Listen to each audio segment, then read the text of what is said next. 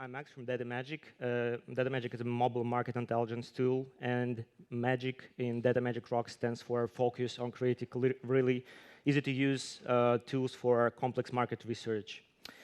I believe today I'll speak about soft launches, and I believe everyone who came here today is well familiar with what soft launch means. But just to make sure, could you please raise up your hands, those of you who know what soft launch means? Okay, nearly everyone. But just in case, I'll describe it briefly. So a soft launch is an early mobile app's lifecycle stage when it gets published in a limited number of countries to investigate actual users' behavior and to measure key metrics. Having this information, the publisher may want to decide to publish the app worldwide and invest into marketing, or maybe to continue working on the app, or maybe to shut the app down. And another question, could you please raise up your hands, those of you who do investigate other companies' soft launches as your daily routine? Okay, we have one guy here. So you might be well familiar with what the challenges behind identifying soft launches. But before we go deeper into this topic, I'd like to describe it briefly. Who may want to discover other companies' soft launches and why? So I've listed three, I believe, main common topics.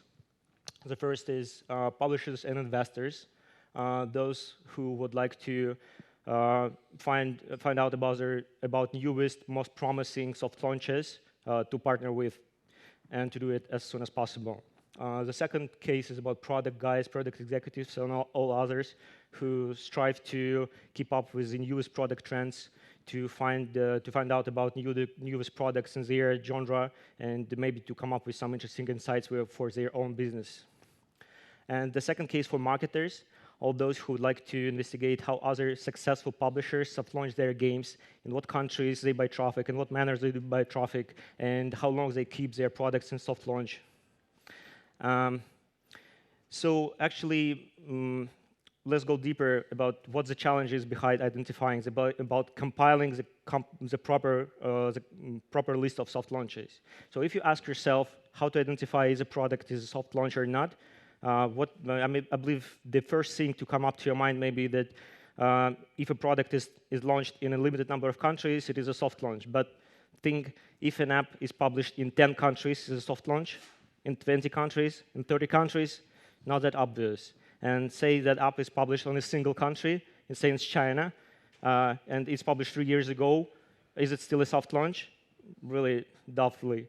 And let's say if a app is published in 2 minor countries, and say Taiwan and Hong Kong, is it a soft launch? Probably. But if you see that other apps of this publisher are also published only in Taiwan and Hong Kong, then it's all, again, not that obvious.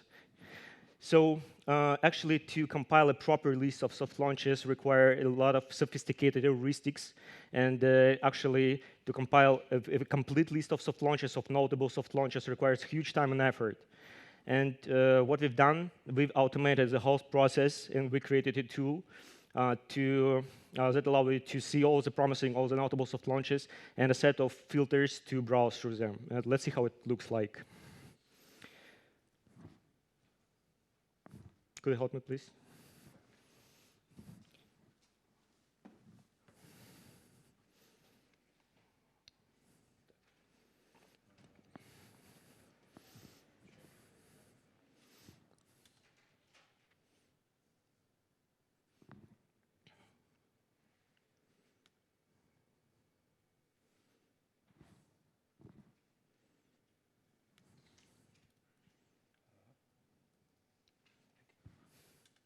Okay, thanks.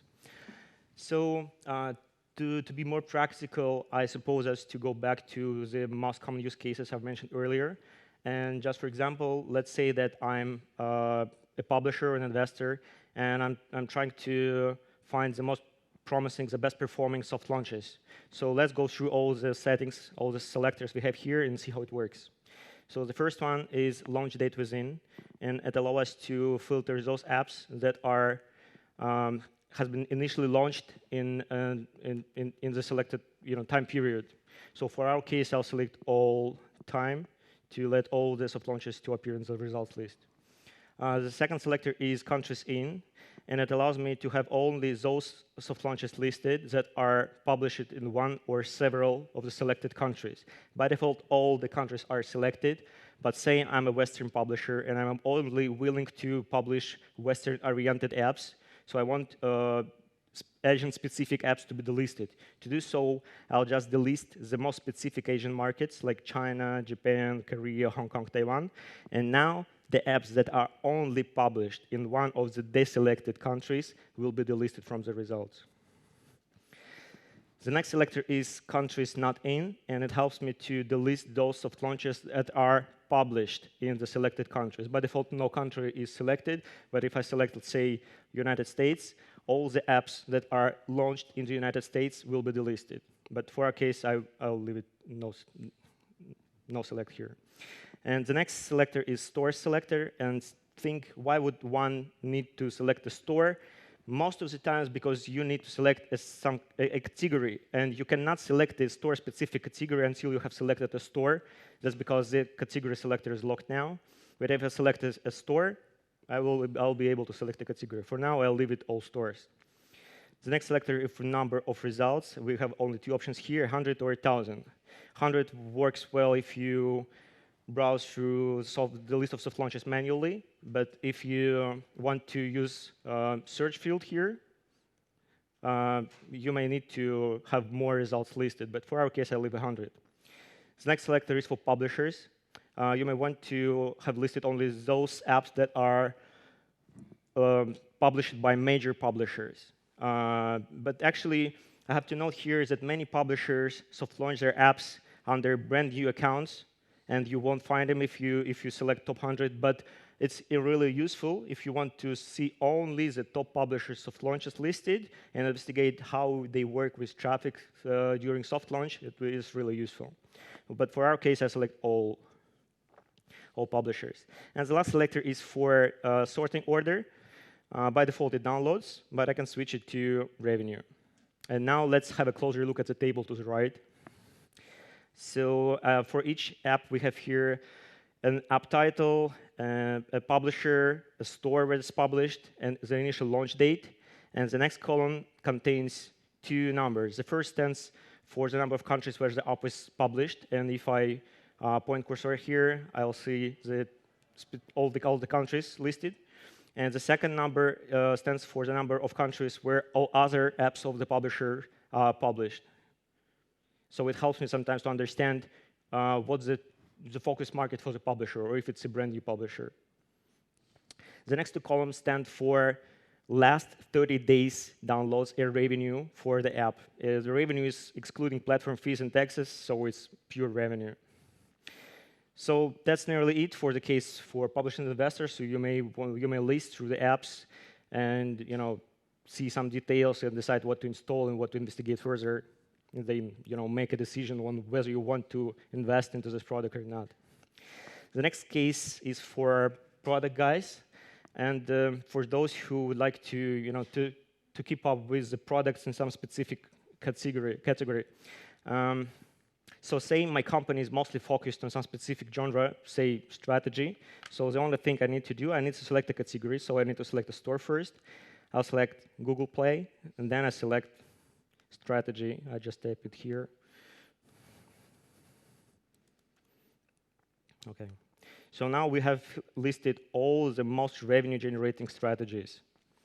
And you may want to, a person who really is into strategies may easily find something interesting here. For example, new games, Guns of Glory, or here we can see Call of Duty franchise-based game, and some others. I would like to have a closer look at this game, Guns of Glory.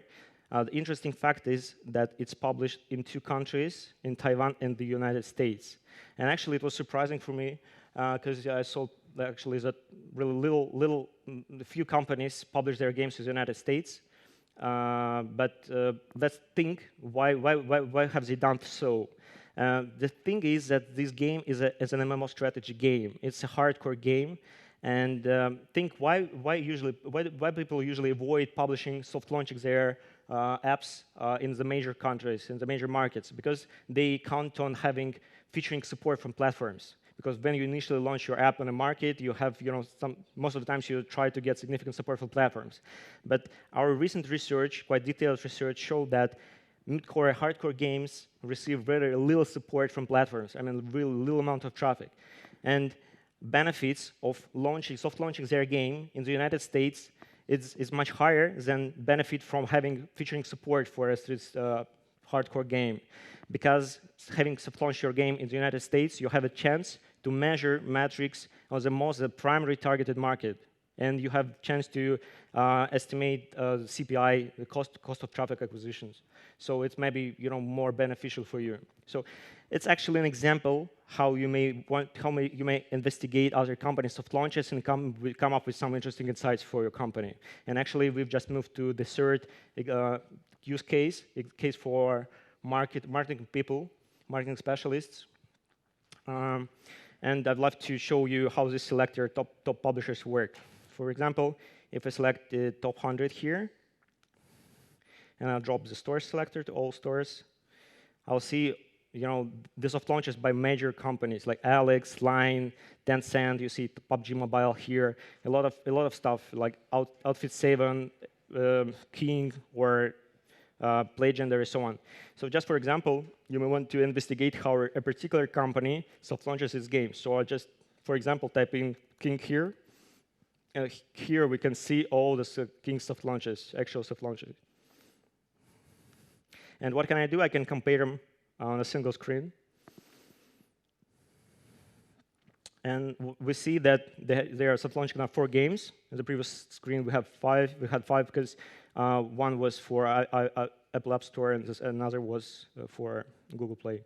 So 4 games, and 2 of these games have really little amount of downloads, and one have significant amount of downloads, and only one have some notable revenue generated through all the period of soft launch. Let's have a closer look at the first one.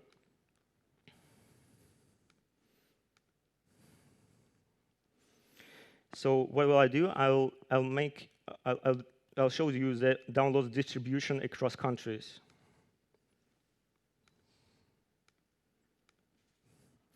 So we see that at first they started buying traffic in India. It was a short, quite intense user acquisition campaign. And after that, they were never buying traffic in India again. After a couple of weeks, they started buying traffic in Brazil. It was another short and quite intense user acquisition campaign. And after a long pause, they started buying traffic in Mexico. Actually, it's an interesting fact that they were buying traffic in highly populated countries with the lowest CPI. Actually, it's definitely not because King doesn't have money to buy traffic in richer countries. Actually, I cannot explain why, but they must have reasons. You can think about it and maybe come up with some interesting insights for your business. If you soft launch the same genre, maybe you would like to repeat their strategy. Another case, the second game they are soft launching now, the Kings of Fury, that generates some revenue. If we do the same, like if we see their download distribution across countries,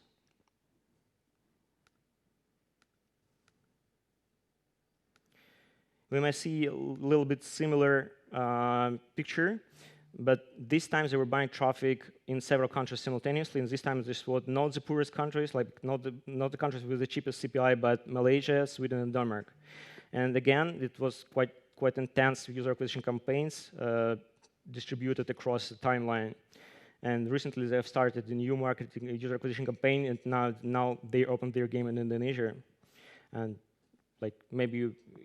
this is just an example how you may investigate other companies' soft launches and maybe think why do they do that. And if it's a major company, they must have had reasons. So if you think of these reasons, you might come up with some ideas for your business. That's nearly it. And the last thing I would like to add is that this whole top soft launches chart is just a prime example of the whole DataMagic's concept of making really complex and researches that usually require significant time and effort to accomplish easy like a finger click. So that's it for now. And please, if you want to to fiddle with a product.